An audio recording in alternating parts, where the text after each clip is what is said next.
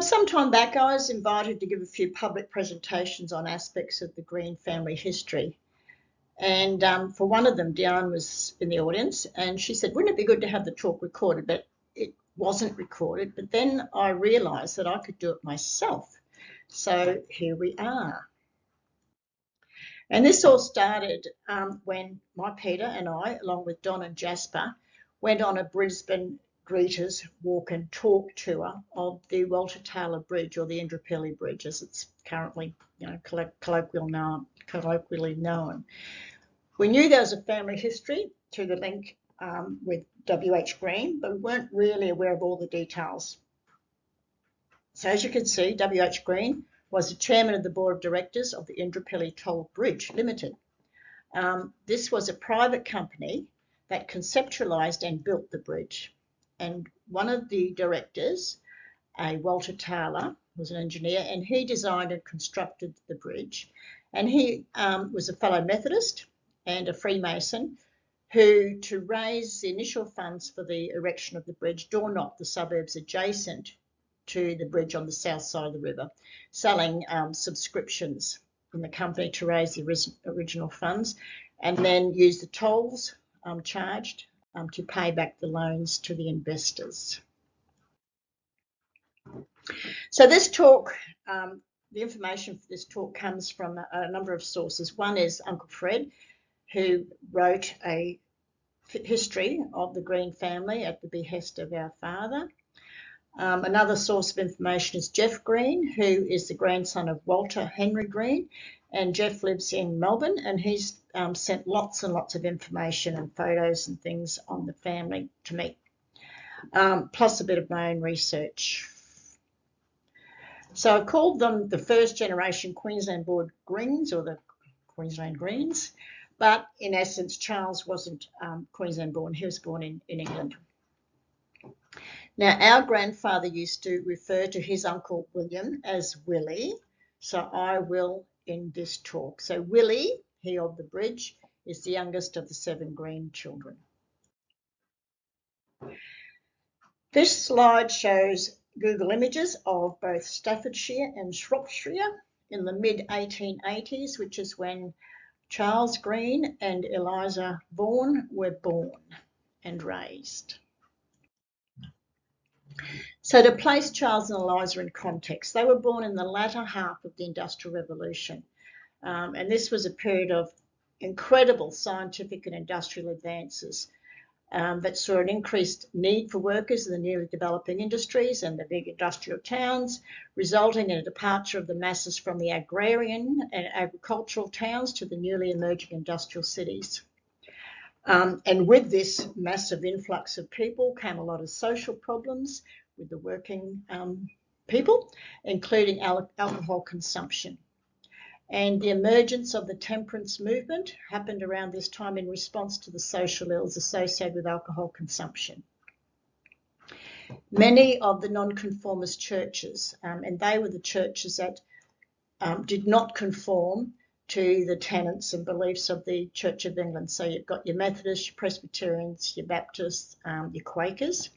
They very much got behind the temperance movement, very supportive of it.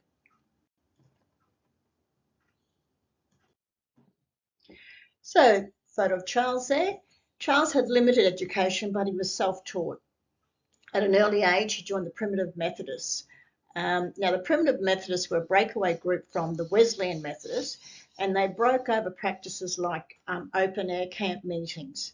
They wanted to return to the early the primitive fervour of Methodism, leading to a more working class and democratic and passionate style of worship, while the Wesleyans were generally more middle class and formal. They shared a core theology and eventually did rejoin in 1932. And okay, so he met his future wife at one of these meetings, and they were very much part of the promotion of temperance, the temperance movement, both of them. Charles began work with an engineering firm, Bolton and Watt. Now, James Watt was a Scottish engineer, And he and another Scot, George Stephenson, were both pivotal figures in the Industrial Revolution. They focused on different aspects of the steam engine. Watt, as in James Watt here, was renowned for improving the efficiency of the stationary steam engine, which made a powerful and versatile tool for factories and other industrial applications, whereas Stephenson was more involved in the locomotive steam engine and is celebrated for revolutionising transportation with the invention of the railway.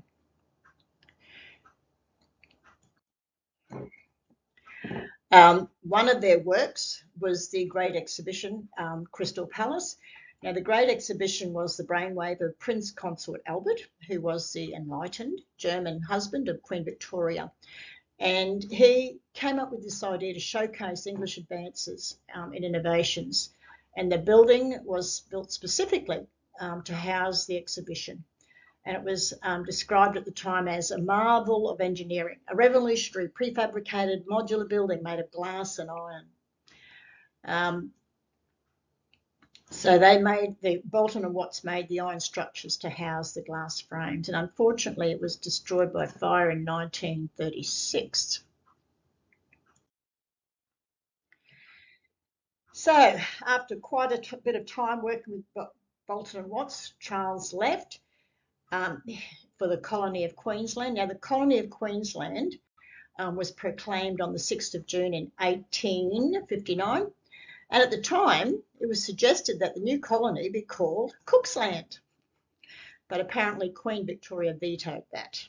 Okay, so in 1863, Charles, Eliza and little Charles Richard arrived in Moreton Bay, and they appeared to have been nominated for passage.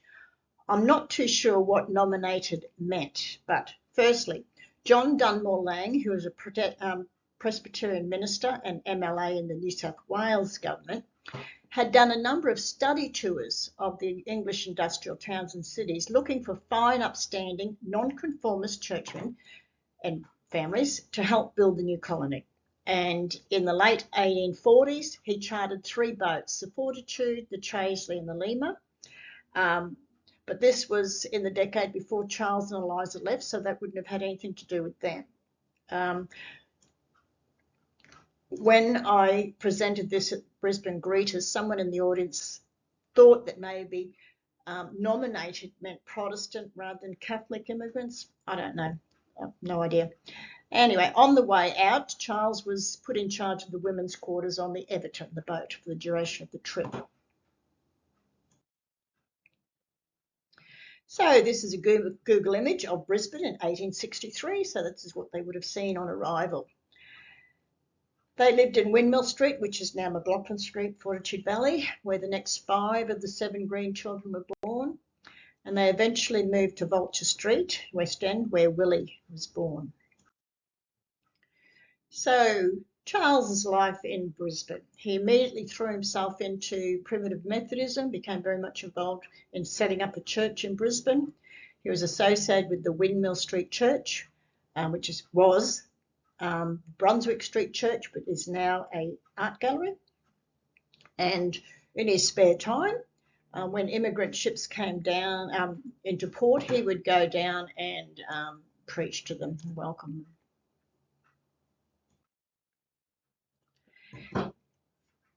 Otherwise, in his spare time, he also was a local preacher, class leader, a Sunday school superintendent, and he had a horse, and he'd go north, east, south and west evangelising and doing primitive Methodism preaching. He was a member of the Band of Hope League, which had a strong presence, a significant presence in Australia from the 1860s. Now, he soon found work working with Alexander Cameron in his foundry. Now, there's a map here that I located. You can see Central Station, which fronts Ann Street. Across the road from Central Station was the Normal School, which is now Anzac Square in Brisbane. Now, the Normal School opened in 1862 with 50 male students and 8 female students. And it was called the Normal School because it set the standard for education in the new colony. It also functioned as a teacher training college. Foundry Lane, which is where Cameron's foundry was, is highlighted in yellow. And that Foundry Lane became Isles Lane in 1916, I think it was, but is now part of Post Office Square, for those familiar with Brisbane. So he picks up work pretty quickly in Cameron's foundry. Cameron's foundry does well and very soon needs to find a larger premises, so they move down to the corner of Alice and Edward Street. The foundry was involved in a trial run of sugarcane production in the southeast corner, undertaken by the Pimpama Sugar Company. The Pimpama Sugar Company was originally called the Queensland Cotton Company, but it pivoted to sugar in 1865. And at the time, it was one of Queensland's earliest industrial scale sugar experiments. But there were climate problems and soil challenges, so they gave up sugar production in 1876 and pivoted to arrowroot. But the foundry, Cameron's foundry, was involved in the trial of supporting the sugar industry. Around the same time, there was a depression and Charles was out of work, but there's no evidence to show that the Cameron's foundry was stopped working. So at this point, Eliza takes on the role of running a homeschool, day school, to bring in a bit of money. And it was during this time as well that their firstborn daughter, Eliza, dies, and they had no money to pay for the funeral.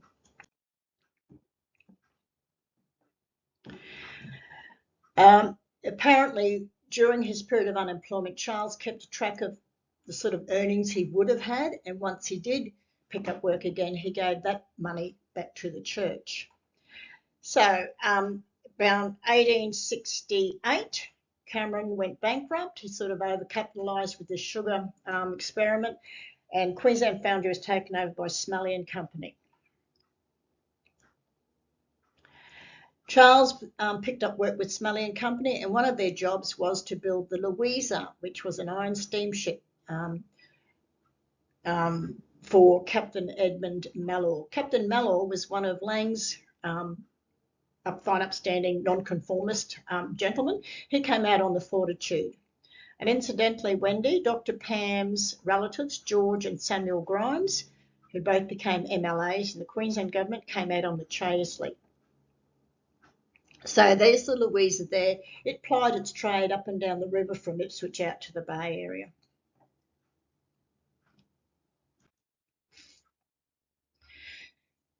So in 1881, Smellie and Co. was sold to another company, and that was the end of the Brisbane chapter for Charles. The buildings here are Smellie and Co. You can see it written on there. They are still at the corner of Alice and Edward Street, painted nice cream white, but you can still see the Smellie and Co. if you look hard enough. So George Cameron worked with Charles at Smellie and Co. And he and Charles and another man, John Mackay, entered into an arrangement to set up their own ironworks and brass foundry up in Mackay, to be known as Cameron, Mackay and Green Engineers and Iron Founders. Okay, so this is a lovely poster calling all young men in the kingdom, bona fide openings for sons of clergymen and professional men. Right. So by the end of the 1870s, Mackay was becoming one of the leading sugar districts in Queensland. Cameron, Mackay and Green, the foundry there, were pioneers in Mackay's heavy engineering sector, servicing a range of industries. It was a fairly extensive foundry, apparently, covering about an acre of ground, and the foundry fronted Peel and Victoria Streets in Mackay. If you ever walk past there, have a look. It's gone, obviously.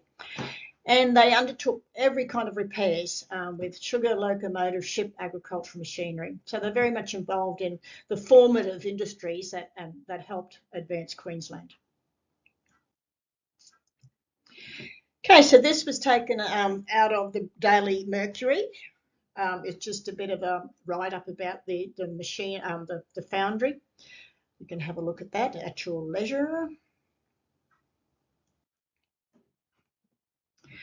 So we now move from Brisbane era to the Mackay years, 1881 to 1898. So Charles and Eliza continued their evangelical church commitments in Mackay. They set up the first Methodist church in the family home. Charles once again busied himself with evangelism and preaching and Sunday school meetings and whatever else. And apparently after a hard week's work at the foundry, he'd go home, get on his horse and go out to the outstations preaching, returning in time for Sunday night's church at their home. But it wasn't just Charles that was heavily involved in things spiritual or temperance. Eliza was the first president of the North Queensland Women's Christian Temperance Union, as well as the Benevolent Society. So the WCTU started off in 1886 with several branches, including the North Queensland one set up by Eliza. It sounds like the agenda for women's rights or women's groups hasn't changed much apart from acquiring voting rights. Okay, as you can see, okay, women's suffrage, tick. Equal pay, moral standards, child welfare, scientific instruction, peace, health and social welfare. These are still issues that are, women are still engaging in and for. So that's Charles's death certificate. He dies in 1898. And the story goes he was sick in bed with the flu, but got up to help a son, don't know if it was AJ, working on a heavy casting job of great importance. He got pneumonia in both lungs and he died.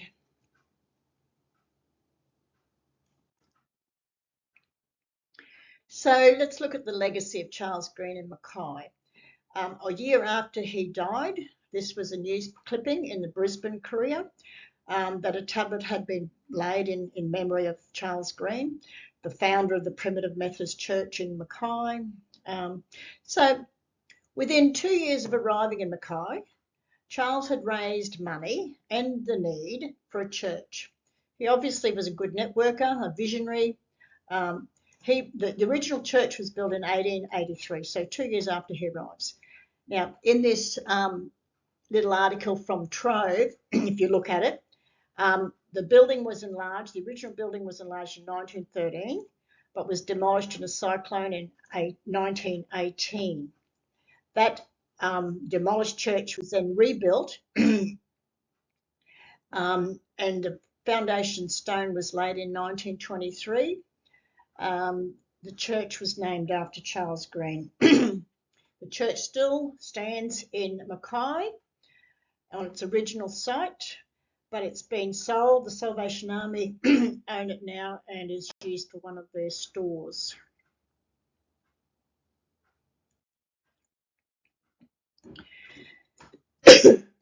So once Charles died, the whole family moved up to Townsville or beyond.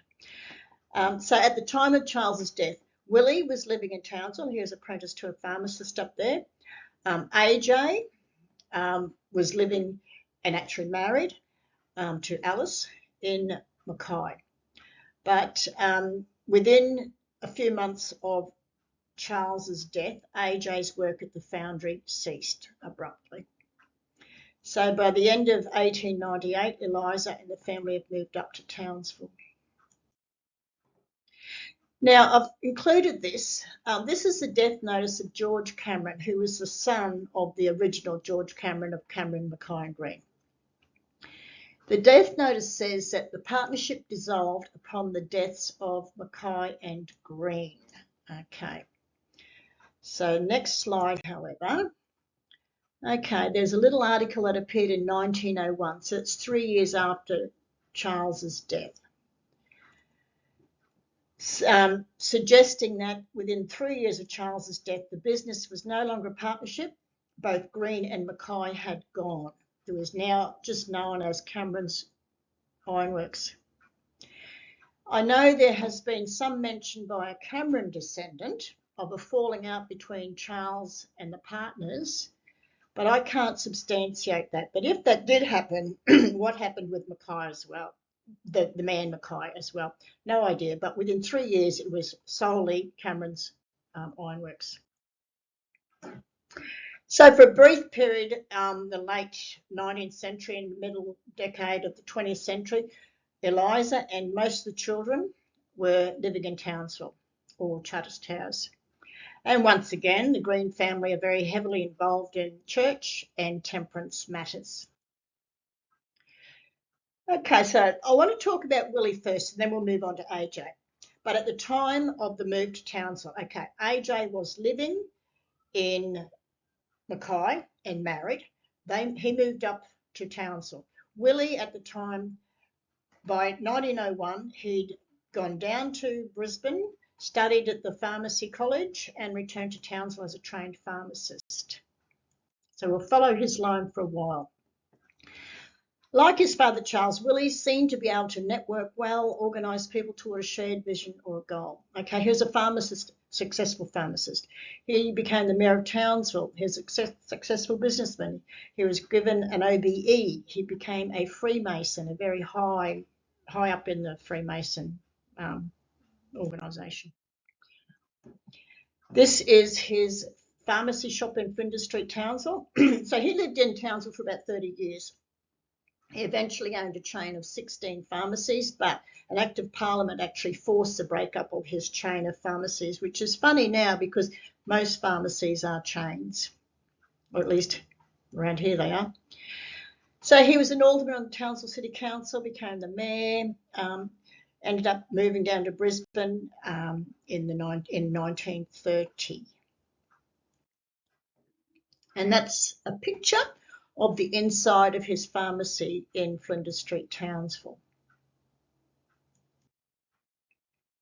So Willie moved to Brisbane in 1930 and continued his business activities.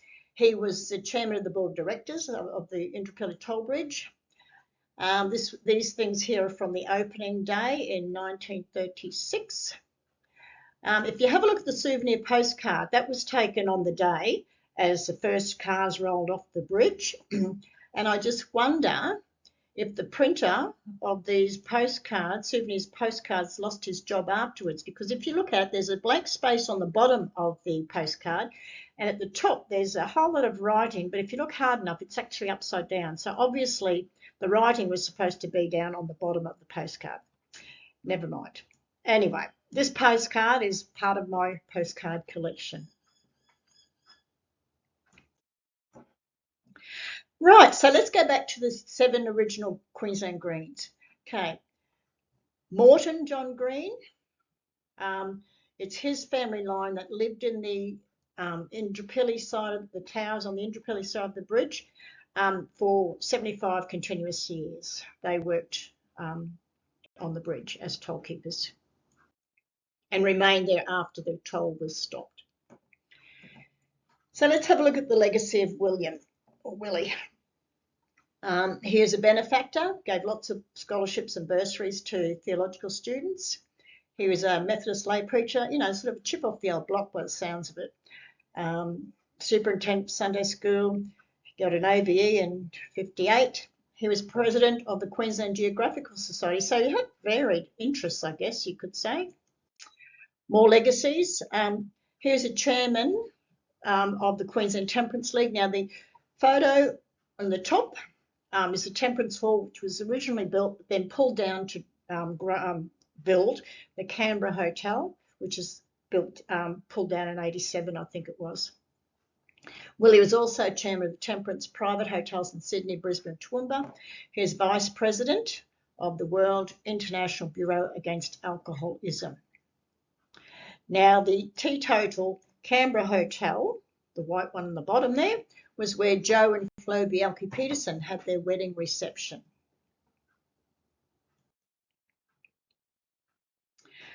In 1980, the temperance movement sort of changed their focus a little bit, became drug awareness and relief movement, drug arm, with a focus on rehabilitation. I suppose they realised that you're not going to get on top of people drinking or not drinking, so decided to start throwing their efforts into rehabilitation.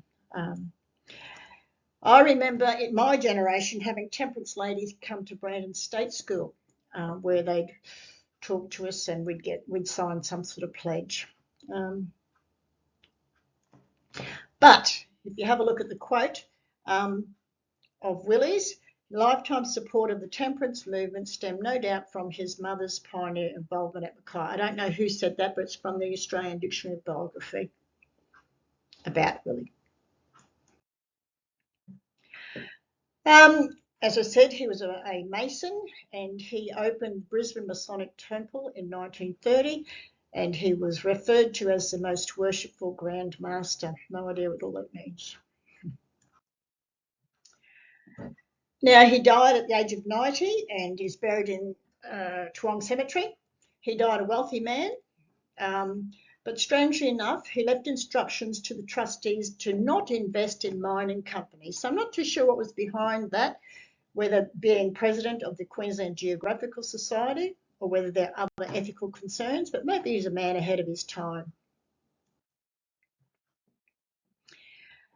He had 5 children, 2 sons, both died relatively young, and 3 daughters, and apparently one of them married a Methodist minister, a Reverend Preston, who apparently was one of the bursary holders from the UQ bursaries given out by Willie. So before he hooked up with Willie's daughter, he was helped by Willie. Okay, so we all know about the 6 degrees of separation. Well, here's one. 2, actually.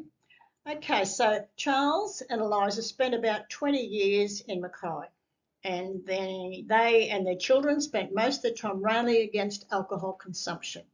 So 7 years after Charles's death and the departure of the family, Andrew Wright, who is my Peter's paternal great-grandfather, yeah, took on the licensee of the Imperial Hotel in Mackay.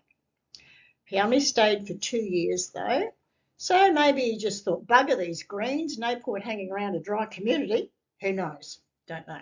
Anyway, another degree of separation is Joseph West, who was my Peter's mother's father. He was a toll collector with the Greens on the Indooroopilly toll bridge, so he would have known Mort Green and worked with Mort.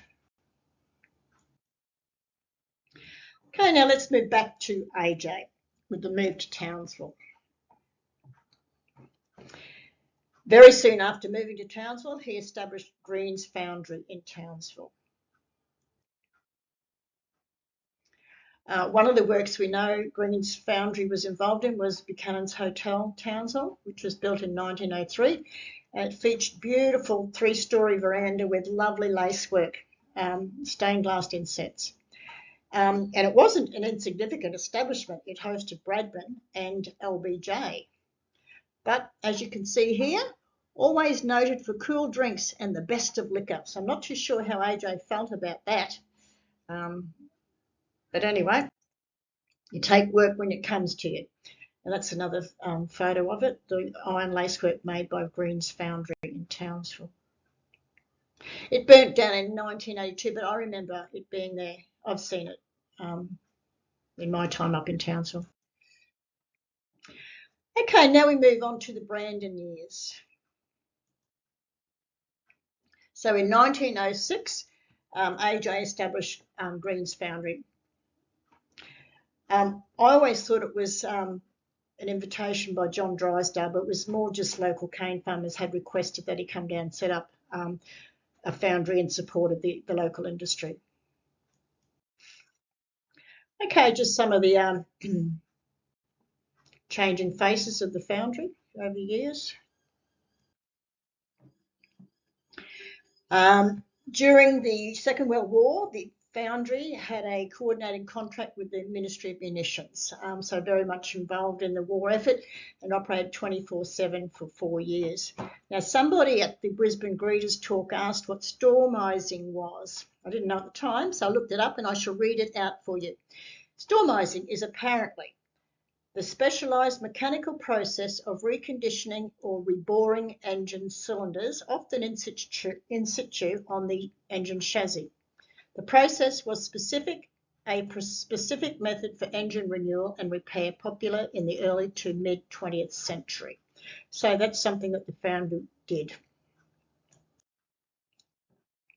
As I said, the foundry worked 24/7 during the war years, and during this time there was massive labour shortages, which saw Phyllis Bonding, née Green, working as the only female staff, staff of 99. Okay, so to address issues of labour shortage caused by the war, the federal government introduced a scheme known as the dilettee agreements in the eastern states of Australia. In Queensland, dilettees were unskilled workers who were given 1 week's training at the Brisbane Technical College, then they were assigned to work alongside skilled tradesmen. The move was bitterly opposed by the unions, as you can imagine, and according to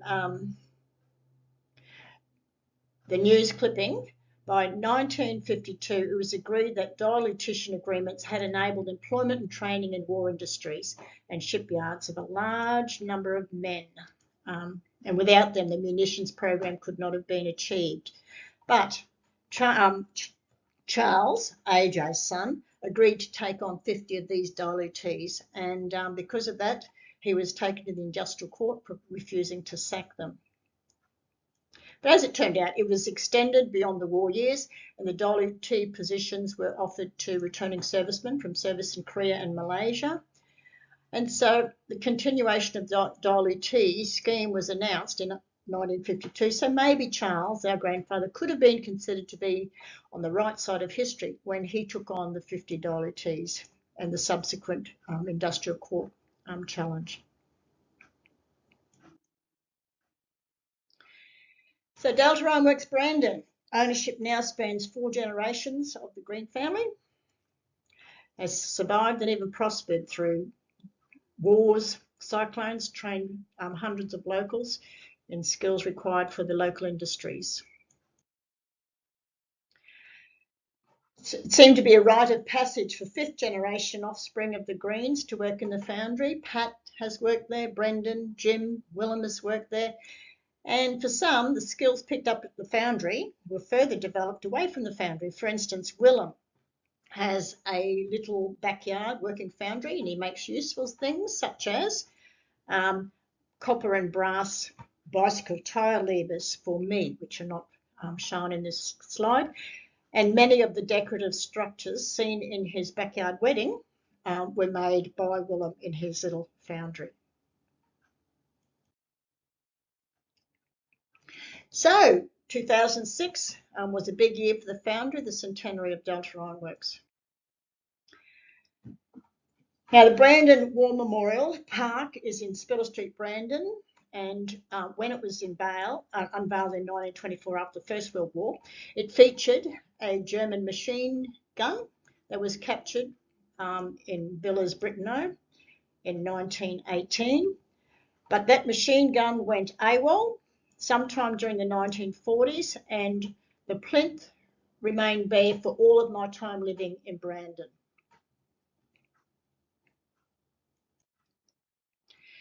So for the centenary, a new statue was commissioned, initiated by Delta Ironworks, Doug and Deirdre, and then funded partly by Queensland Arts and Department of Veterans Affairs. And Doug's quote on the day, whether it's an urban myth or not, I don't know. The most significant thing for us is that the original gun was most likely melted down in our furnaces for World War II. So it is a fitting irony that we cast the new statue and give it back to the community. And there he sits proudly, stands proudly there on the plinth now. Now this photo was sent to the Burdekin Grower, a newspaper in the Burdekin, asking readers for any information on it. And a reader, a local reader by the name of Jim Murray, responded with what he knew of the photo. Apparently a bull gear, don't ask me what a bull gear is, collapsed at Pioneer Mill during the height of the crushing in 1926, and it was apparently most likely due to human error. Crushing had to stop until a new gear could be found. Everybody panicked except the mill manager and his chief engineer, who knew who to contact. They contacted Charlie Green out at the foundry. Charles accepted the challenge of repairing the gearing. The job took about a fortnight, and it was done in one casting. And the repaired gearing lasted until a new bull gear arrived. And it was spoken of as an engineering feat at the time. And the full article, if you want to read it, it's on the next slide. There it is there. Okay, here's a photo of Keith and the Gardner. So the Gardner is known as the Rolls-Royce of British diesel engines. They were known for their longevity and exceptional fuel efficiency and economy. And it seems to have been a pretty good investment at the time, given it ran the foundry, several of the family homes in Spiller Street, as well as the open-air cinema across the railway line, plus it ran continuously for the 4 years across the war years. And it remained in service until the late 1980s, when generational change saw the foundry move from diesel generation to the electricity power grid. Doug's done some research on the Gardner, so he's got more stories to tell about its history and some of the entertaining stories about it. Rob's now the proud owner of the Gardner, but she doesn't always behave for him.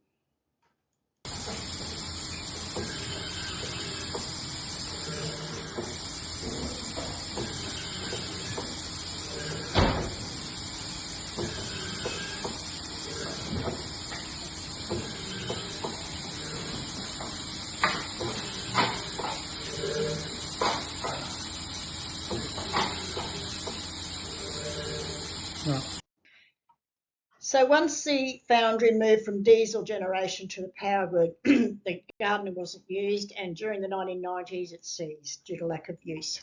So Doug was preparing the engine room for the bar, and this guy walks in, this fellow pictured, his name is Eli, and he walks in and says to Doug, "Oh, yeah, I've seen the Gardner in operation."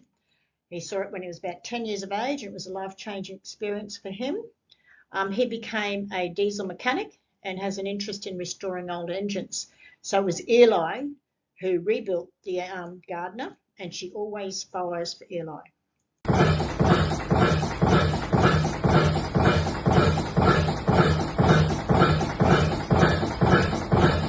And I remember growing up in Spiller Street and waking up to this sound in the mornings.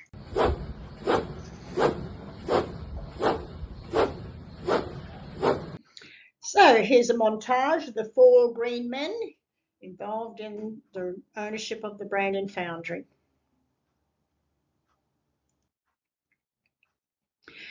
So let's just have a look at the inter- and intra-generational similarities between Charles I and his sons AJ and Willie, and grandson Charles.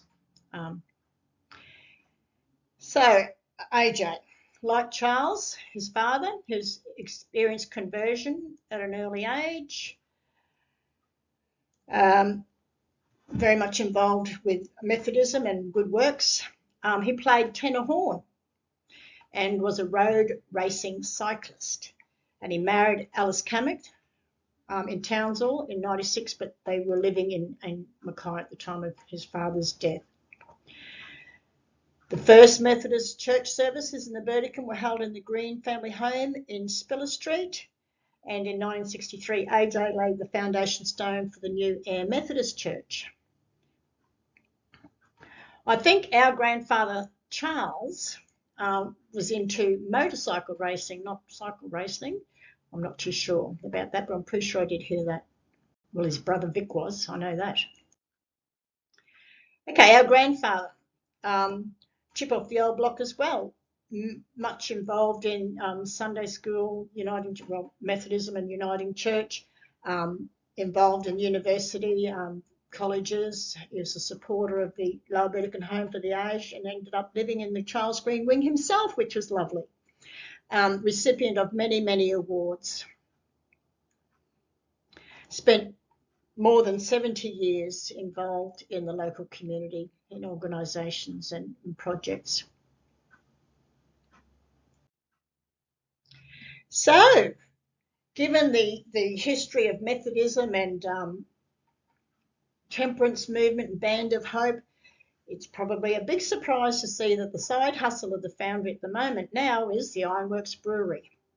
Good on you, Doug. for thinking outside the square and keeping the foundry active in the community. And just like Charles, our grandfather, and those previous generations, Doug has thrown himself into supporting the local community organisations. He's well on his way to getting his own AO, Australian, whatever it's called, or C, whatever. So now, a bit of a segue, but I want to, given the connection between the sugar industry and the Queensland Greens, it's worth having a bit of a look at the sugar industry, the growth of the sugar industry, not just in Queensland. So in the 1600s, sugar was seen as a bit of a luxury item, only used and consumed by the royalty. But over the next century, imports rose about 20-fold. As prices fell, sugar became an everyday staple for the working classes. In fact, they relied on cheap sweetened tea and jam for energy to get them through the working day during the working the factories during the Industrial Revolution. Big demand for sugar. Okay, so sugar consumption rose astonishingly during the Industrial Revolution, and by 1800s, the demand for sugar drove the transatlantic slave trade, which enabled Britain to flood their markets, domestic markets, with cheap sugar, mainly from the West Indies. And at this time, the acknowledgement of the human cost involved in the sugar trade led to the abolition from slavery movement. And many of those nonconformist churches that I mentioned earlier were very early supporters of the abolitionist movement. There were lots of different approaches taken to drive home the abolitionist message. Some were pamphlets, and this is a pamphlet that was published to push the abolition message. The pamphlet was published by a Quaker in 1791, William Fox, to highlight the brutal conditions of enslaved plantation workers. And this quote, "For every pound of sugar we may be considered as consuming 2 ounces of human flesh," is taken from his pamphlet. So that was one approach taken around the time, contemporary approach taken around the time. Another one was to use satire and humour. This was from one of the newspapers of the day, agitated change through satirical etchings, and this is the royal family having their cups of tea.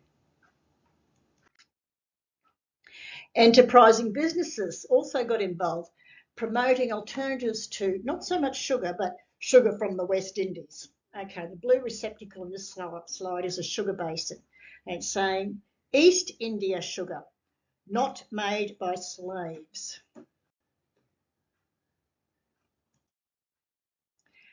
Other avenues for agitating for abolition included BDS.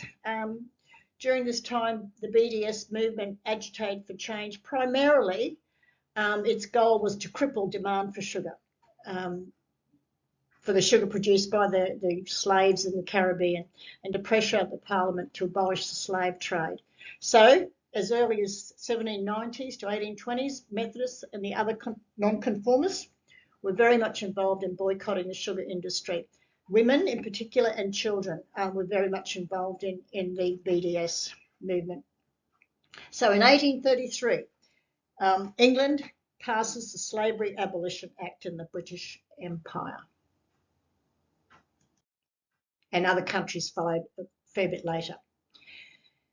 So Charles, the original, lived his time in Queensland from 1863 to 1898.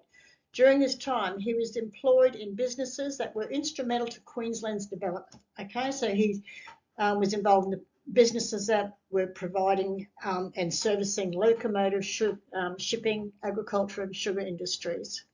And part of the sugar industry's history in Queensland is Colonial Refinery Company, which later changed its name to CSR. So Colonial Sugar Refinery Company had a massive footprint across Queensland through the ownership firstly of plantations, and then which were broken up in the 1890s into smaller farms which were either leased or sold to white farmers, who then sold the cane back to CSR mills. And they opened a refinery in New Farm in Brisbane in 1893 and exported refined sugar, not overseas, but to the southern states. Now that building, the refinery, CSR refinery, remains. It's now a heritage listed residential complex known as Cutter's Landing. And you might remember us riding through there one day when we were riding around the New Farm Tenerife area. We sort of got a bit lost, but we came out at this place, Cutter's Landing.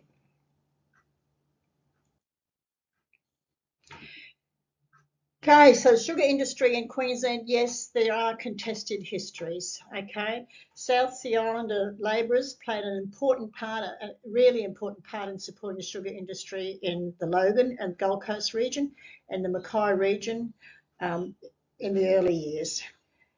But it wasn't officially viewed as slavery. Okay, so we know that slavery was abolished throughout the British Empire in 1833. So we were basically part of that deal. And yet up to 60,000 South Sea Islander labourers were enticed or blackbirded or kidnapped or lured to Queensland from 1863 to work on the colonial sugar refineries plantations. There is debate, ongoing debate, whether blackbirding or enticements can be likened to enslavement. It's not officially slavery. Okay, the South Sea Islander organisation notes the degree of choice in the decision to be here does not negate the reality of exploitation, and the distinction between kidnapping and choice isn't that simple. Clive Moore, who's an emeritus professor of history at UQ, who's a leading researcher in Queensland colonial history and South Sea Islander history, says many of the islanders signed up unwittingly, and whether they're called slaves or not, they worked in slave-like conditions. But in 1901, one of the first pieces of legislation for the new federal government was the Pacific Islander Labourers Act, which required the deportation of about 9,000 South Sea Islanders. Many stayed, as we can see in places like Bundaberg, Mackay, the Burdekin, Ingham, and many were sent up to the Torres Strait. So I just want to have a look now at the scattering of the Queensland Greens. Okay, so firstborn Charles died in Townsville. I don't know much about him at all. Secondborn Eliza died in infancy in Brisbane. Mary ended up in Sydney, and she's the line for Phyllis and Derek Robarts. That's that line. AJ, Alfred, started off in Townsville, ended up in Brandon. Mort ended up back in Brisbane working on the Indooroopilly Bridge, and it's his line that's associated most with that. Walter, the second youngest, moved to Charters Towers and had a shoe shop during the gold rush there. So it was a really successful business. But once the gold rush moved on, died away, so they moved back to Brandon, bringing his house with him. And Walter helped as doing the accounting for the foundry. He then moved to Sydney and got involved in packaging sugar. That's the branch of Jeff Green's family. And then Willie started off in Townsville and then moved to Brisbane. Now, it's interesting to note that while Alfred, AJ, was involved in the establishment of the Ayr Methodist Church, Walter, the second youngest, was a lay preacher for the Brandon Methodist Church, the small wooden church near the railway as it crosses the highway. And I do remember going to Sunday school in that church. So that was set up and supported by Walter. Just some interesting note that I heard about, and this is Jeff Green's line. Okay, so Mabel Roberts, nee Green, she was born in 1900. She was the daughter of Walter, the second youngest of the Greens. She was born in Charters Towers in the house that eventually moved down to Brandon, the one that became 33 Spiller Street, and that's where Willem was born. Okay, she was a missionary, went over to the Amazon and married her husband, her future husband over there, but she died within 6 months of arriving in the Amazon through a bacterial infection, and her husband, Fred Roberts, was martyred in the Amazon about 6 years later. So that's the end of this presentation, but I've created a PowerPoint of the then AJ Green line, okay, just of photos and whatever else, but I've left it as a PowerPoint so that anyone wanting to add their own family's line to that can do so. So I'll share that one with you too. Well, I hope you've learned something today. It's pretty interesting history and social history. And that's the end of the slideshow.